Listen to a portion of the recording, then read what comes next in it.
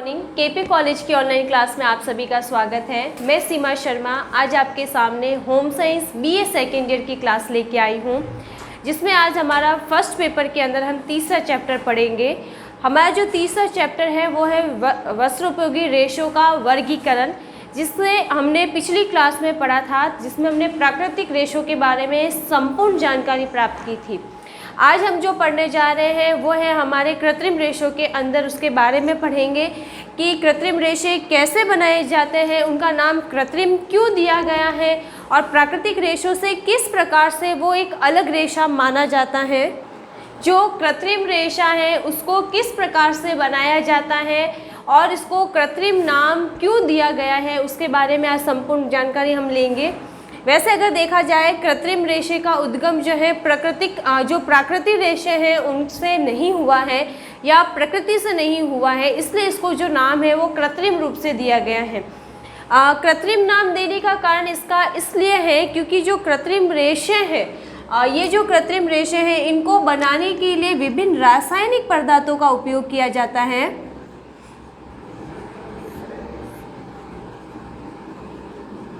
यानी कि जब कृत्रिम रेशा का निर्माण होता है तो इसको बनाने के लिए रासायनिक पदार्थ काम में लिए जाते हैं और उसी रासायनिक पदार्थों को विभिन्न रासायनिक और यांत्रिक विधियों के माध्यम से अगर देखें तो एक रेशे का रूप प्रदान किया जाता है। यानी कि रासायनिक और यांत्रिक दो विधियाँ होती है, उसको काम में लेते हैं और उसको इन प्रोसेस से निकालने के बाद में एक नया रेशा जो बनाया जाता है वो होता है कृत्रिम रेशा। यानी कि जो रासायनिक पदार्थों को क्या करा जाता है, रासायनिक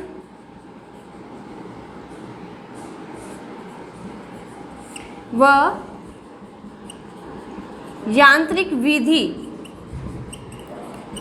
का प्रयोग किया जाता है और उसको एक नए रूप में बदला जाता है, नया रेशा बनाया जाता है। उस रेशे का नाम दिया गया है कृत्रिम रेशा। यानी कि कृत्रिम रेशे को बनाने के लिए रासायनिक पदार्थों का होना बहुत ज़्यादा जरूरी है। यानी कि केमिकल के माध्यम से कृत्रिम रेशे का निर्माण किया जाता है। अब अगर हम देखें कि कृत्रिम रेशे जो होते हैं वो प्राकृतिक रेशों की अपेक्षा उनको देखा जाए तो अधिक टिकाऊ रहते हैं। यानी कि कृत्रिम रेशों की अगर विशेषताएं देखी जाए तो उनकी जो विशेषताएं हैं वो सामान्य प्राकृतिक रेशों की तुलना में अगर देखें तो ये टिकाऊ रहते हैं, मजबूत हैं, लंबे समय तक इनको काम में लिया जा सकता है और इनकी लंबाई भी जो है अपनी इच्छा अनुसार रखी जा सकती है।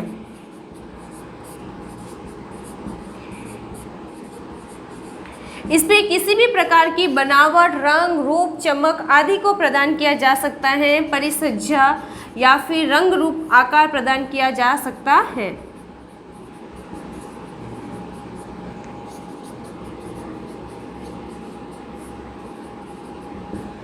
तो कृत्रिम रेशा अगर देखें तो इसको हम जैसे चाहे वैसे उपयोग में ले सकते हैं। हमने प्राकृतिक रेशों के अंदर पढ़ा था कि प्राकृतिक रेशे को अगर ज़्यादा दबाव, रगड़ वगैरह दी जाती है या बार बार उसके ऊपर ब्रश घिसा जाता है या उसको बार बार घिसकर घर्षण के संपर्क में लंबे समय तक अगर प्राकृतिक रेशा आएगा तो प्राकृतिक रेशा बहुत ही जल्दी खराब हो जाएगा, वहाँ के जो रेशे हैं वो क्षतिग्रस्त हो जाते हैं और छिद्र हो जाते हैं। लेकिन ये कमी जो है वो कृत्रिम रेशों के अंदर नहीं पाई जाती है। इन पर कितना भी रगड़ का प्रभाव डाला जाए, इनको रगड़ा जाए, पीट कर धोया जाए या ब्रश से घिसा जाए, इस पर रगड़ का, घर्षण का कोई भी प्रभाव देखने को हमें नहीं मिलता है। यानी कि कृत्रिम रेशे को मजबूत, टिकाऊ रेशा कहा जा सकता है और उसके अलावा इसके जो रेशे रहते हैं वो लंबे, यानी कि इनकी जो लंबाई है वो मनुष्य की इच्छा के अनुसार इनकी लंबाई को रखा जा सकता है। अब अगर जो रेशा लंबा है तो उसकी बुनाई भी उतनी ही सघन रहेगी, सूक्ष्म रहेगी, बारीक रहेगी और वस्त्र जो है वो दिखने में उतना ही ज़्यादा सुंदर भी दिखेगा। इसके अलावा आगे जब हम देखते हैं कृत्रिम रेशे को दो भागों में बांटा गया है। यानी कि ये भी दो तरह के होते हैं, जिसमें अगर पहला देखा जाए तो इसको मानवकृत रेशा भी कह सकते हैं और दूसरा जो रेशा है वो संश्लेषित रेशा कहलाता है।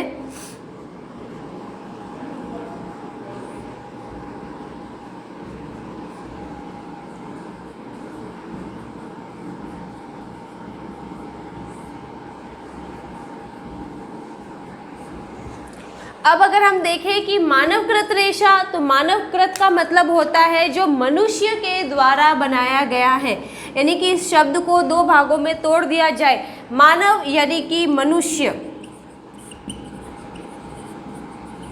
बनाने वाला कौन हो जाएगा? मनुष्य। कृत का मतलब हो जाता है जिसने बनाया है, यानी कि जिसके द्वारा बनाया जा रहा है। तो यानी कि जो मनुष्य ने रेशे का निर्माण किया है उसका नाम दिया गया है मानवकृत रेशा। अगर इसको देखें तो ये अप्राकृतिक रूप से जो तैयार किया जाता है, इसमें रासायनिक और जो संश्लेषित रेशे रहते हैं उसको ये नाम दिया जा सकता है, यानी कि मानवकृत रेशा है। इसका जो नया नाम अगर दिया जाए तो इसको रासायनिक रेशे भी कह सकते हैं हम। दूसरा, इसको हम संश्लेषित रेशे भी कह सकते हैं, क्योंकि ये विभिन्न केमिकलों के, रसायनों के माध्यम से बनाया जाता है और विभिन्न प्रोसेस के बाद में इसको एक नया रेशे का रूप रंग प्रदान किया जाता है। ये रेशे अगर देखें तो तंतु विहीन होते हैं और इनका निर्माण जो है केवल तत्वों के मिश्रण से ही किया जाता है, यानी कि इनको बनाने के लिए किसी भी तंतु रेशे की आवश्यकता नहीं रहती है। इनको बनाने के लिए, मानवकृत रेशे को बनाने के लिए हमें विभिन्न रसायनों की आवश्यकता रहती है, यानी कि मिश्रण रहते हैं इसमें। उन मिश्रणों में अगर हम देखें तो कार्बन आ सकता है, दूसरा हाइड्रोजन है, यानी कि इस तरह के जो तत्व है उनको आपस में मिलाया जाता है, कार्बन, हाइड्रोजन, ऑक्सीजन, और उसको एक नया रूप रंग प्रदान किया जाता है जो कि रेशा बनता है। उसको कहा जाता है कृत्रिम रेशे, यानी कि मानवकृत रेशे। अब मानवकृत रेशे की अगर बात आती है तो उसमें अगर हम देखें कि रेयॉन जो रेशा है वो सबसे सुंदर, सबसे अच्छा जो रेशा कहा जा सकता है मानवकृत रेशे का, वो सबसे अच्छा उदाहरण कहा जा सकता है इसका।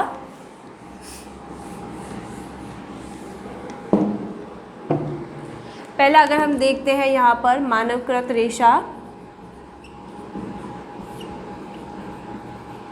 नाम से ही इसका जो अगर देखा जाए जो सबसे प्रमुख रेशा कहा जाता है वो यहाँ आ जाएगा रेयॉन,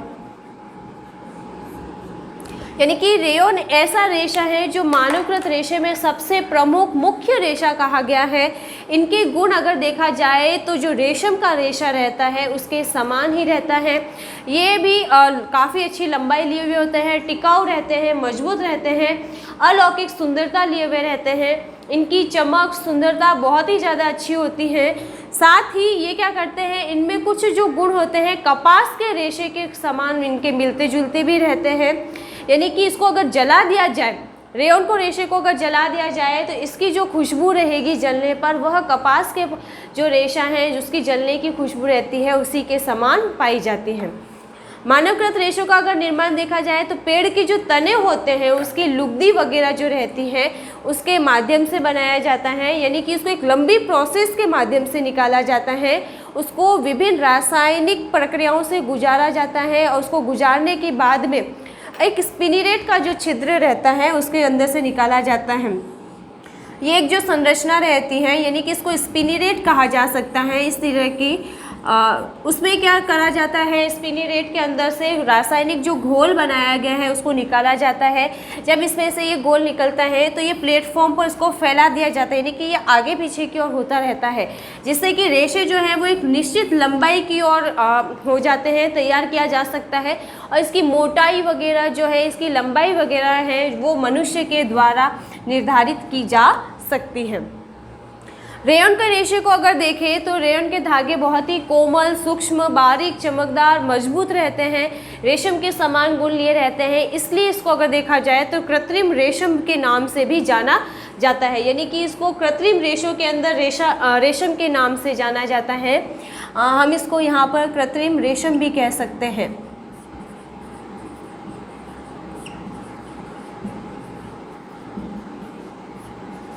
क्योंकि ये रेशम के समान ही दिखता है।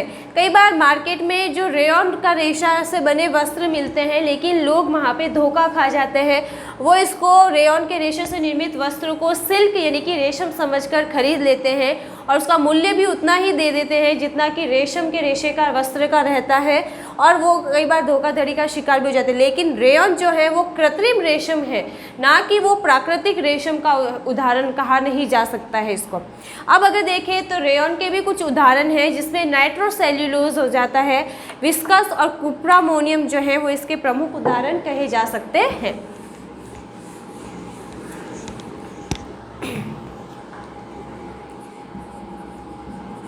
रेयन भी 3 तरह के होते हैं, जिसमें अगर देखें कुप्रामोनियम, विस्कस और उसके अलावा अगर देखें तो नाइट्रोसेल्यूलोज जो है, ये 3 इसके उदाहरण हैं।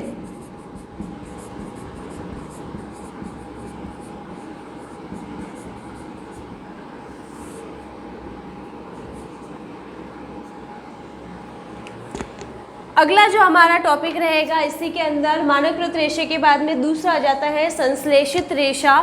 संश्लेषित रेशा क्या है, अगर उसको ध्यान से समझे हम तो संश्लेषित रेशे का निर्माण जो है विभिन्न रासायनिक तत्वों को मिलाने से किया जाता है, यानी कि उनको सम्मिश्रित अगर किया जाए तो उनको विभिन्न विधियों के बाद में भी उसको निकाला जाता है, यानी कि एक से दूसरे प्रोसेस के अंदर वो चलते रहते हैं।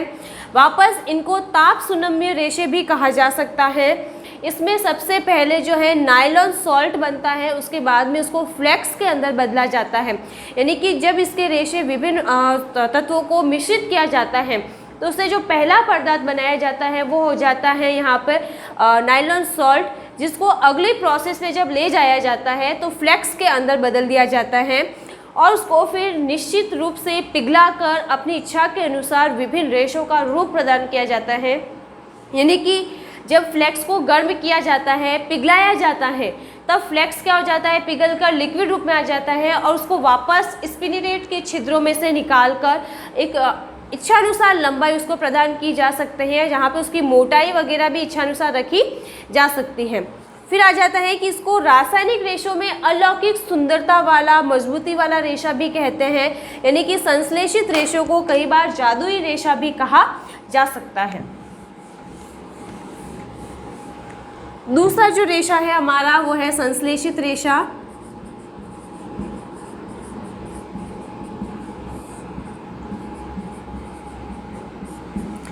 जादुई रेशे भी कह सकते हैं।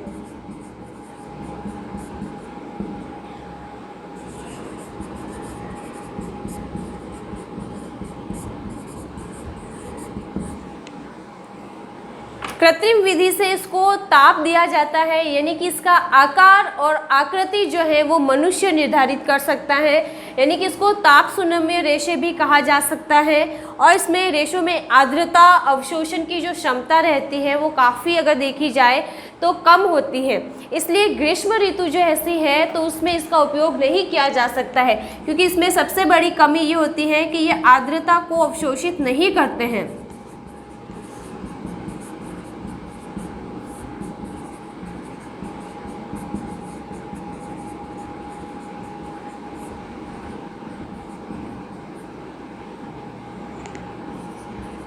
अब इसमें आर्द्रता अवशोषण क्षमता यानी कि नमी को जो सोखने की इसमें क्षमता होनी चाहिए। नमी है, पानी है, पसीना कह सकते हैं, इनको जो सोखने की क्षमता रहेगी वो इसमें नहीं पाई जाती है, यानी कि इसका उपयोग जो है ग्रीष्म ऋतु यानी कि गर्मी के दिनों में नहीं किया जा सकता है।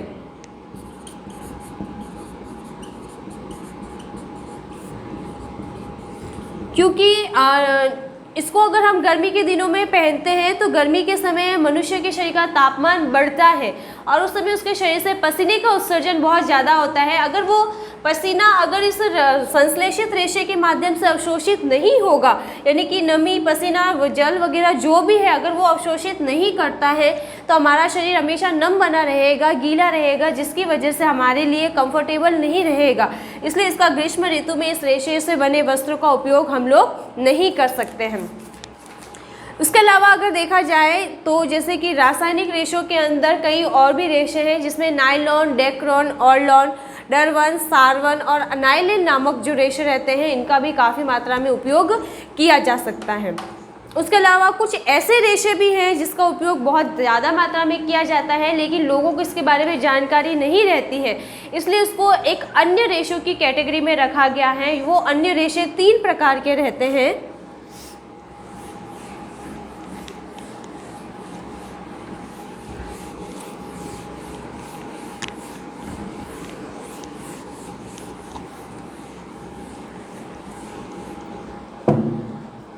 यहाँ अगर हम देखें अन्य रेशे, उसमें भी अगर देखा जाए तो 3 रेशों के अंदर इसको बांटा गया है, जिसमें सबसे पहला आ जाता है विशिष्ट बाल वाले रेशे।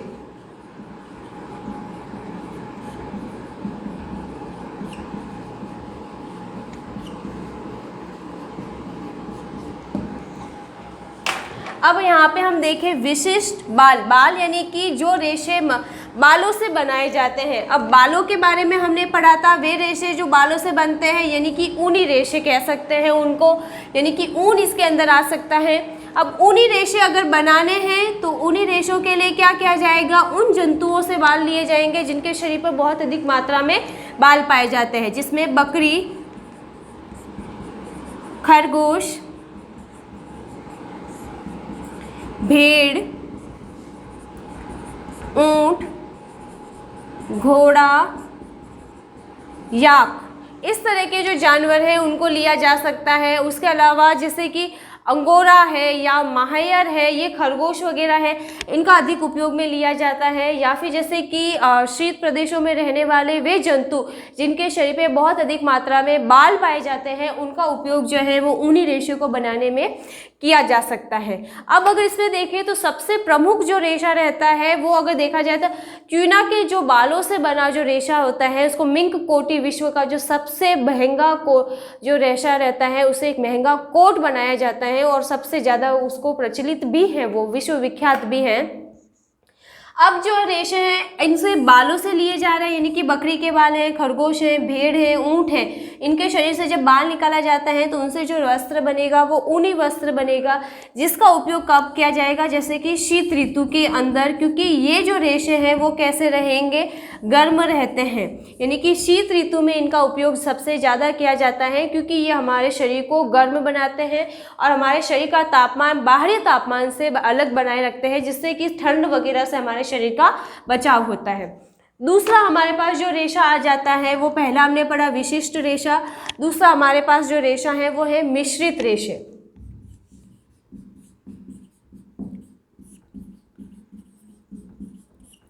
मिश्रित रेशे का अगर शब्द का अर्थ हम देखें, मिश्रित यानी कि जिसको मिलाकर बनाया जाता है, यानी कि जिसमें एक रेशा ना होकर, एक ही प्रकार का रेशा ना होकर 2 या 2 से अधिक रेशे भी हो सकते हैं और उनको आपस में मिलाकर एक विशिष्ट जो रेशे होते हैं, नई किस्म के रेशे का निर्माण किया जाता है और उसमें 2 रेशों के गुण एक साथ देखने को मिल सकते हैं। जिसमें अगर हम देखें ऊनी रेशा और कपास का रेशा है, अगर उन दोनों रेशों को आपस में मिला दिया जाए तो उसमें ऊनी रेशे के गुण भी पाए जाएंगे, उसमें कपास यानी कि सूती रेशे के गुण भी उसके अंदर पाए जा सकते हैं। अब इसमें 2 रेशों को जब आपस में मिलाया जाता है, यानी कि 2 या 2 से अधिक, 2 या 2 से अधिक रेशों को अगर मिलाया जाए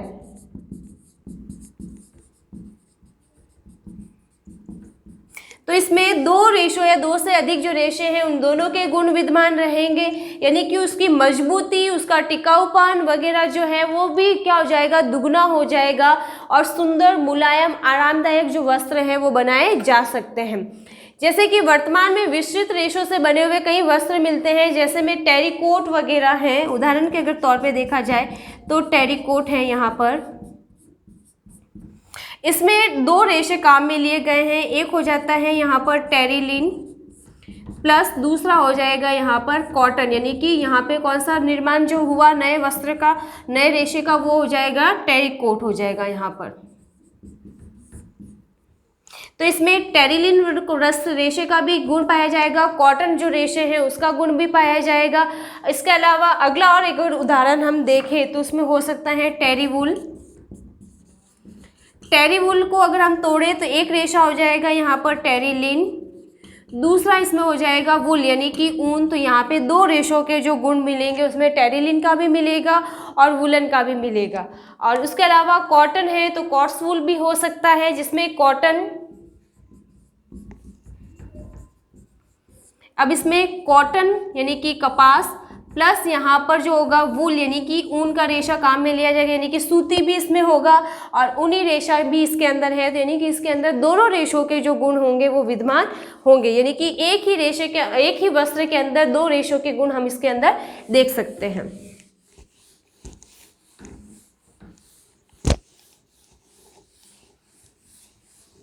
अगला जो हमारा रेशा है वो हो जाता है परिवर्तित रेशा।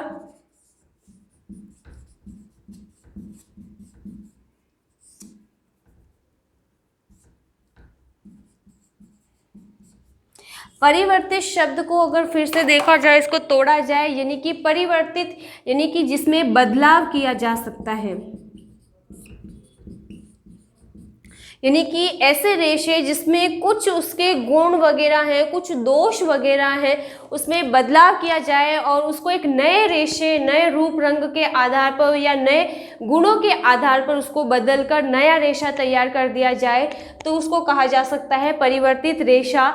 इसमें रेशे जो होते हैं अपने मौलिक रूप, आकार, गुण जो रहते हैं रेशों के वो उनको तो बदल दिया जाता है, यानी कि कोई भी रेशा जैसे कि यहाँ पर कॉटन है तो उसके कॉटन का जो मौलिक गुण रहेंगे, उसके जो रंग रूप आकार रहेगा, उसको पूरी तरीके से बदलकर उसको नए रंग रूप आकार गुण वगैरह जो है उसमें डाल दिए जाएंगे। तो उससे जो उसकी क्वालिटी होगी, उसका जो अलग रूप में उसको दिखाया जाएगा और उससे निर्मित जो वस्त्र रहेंगे वो परिवर्तित रेशों के अंदर आ जाते हैं। यानी कि कपास के रेशे हैं उस पर रासायनिक प्रक्रिया के द्वारा अगर उसको मर्सराइज कर दिया जाए, यानी कि कपास है, कॉटन है, कपास यानी कि कॉटन, तो कपास को अगर रासायनिक प्रक्रिया की जाए तो उसको मर्सराइज्ड जो है वो कॉटन कहा जा सकता है, क्योंकि इसके गुण जो थे या इसकी जो कमियां थी उनमें क्या कर दिया गया, बदलाव कर दिया गया और उसको एक नए रूप रंग वगैरह इसको जो है वहाँ पर प्रदान कर दिया जाता है। तो आज जो हमने पढ़ा थर्ड चैप्टर के अंदर वो था हमने कृत्रिम रेशों के अंदर पढ़ा, जिसमें कृत्रिम रेशों को अगर देखा जाए तो दो रेशों में बांटा गया था, पहला मानवकृत और दूसरा जो था संश्लेषित रेशे। उसके बाद हमने पढ़ा अन्य जो कुछ रेशे जो बनाए गए हैं, जिसके अंदर हमने देखा पहला जो था विशिष्ट बाल वाले रेशे, दूसरा हमने पढ़ा मिश्रित रेशे और तीसरा हमने पढ़ा परिवर्तित रेशे। अगर आपको कोई भी क्वेरी है, कोई भी क्वेश्चन है तो आप कॉलेज के नंबर पर कॉन्टेक्ट कर सकते हैं। Thank you.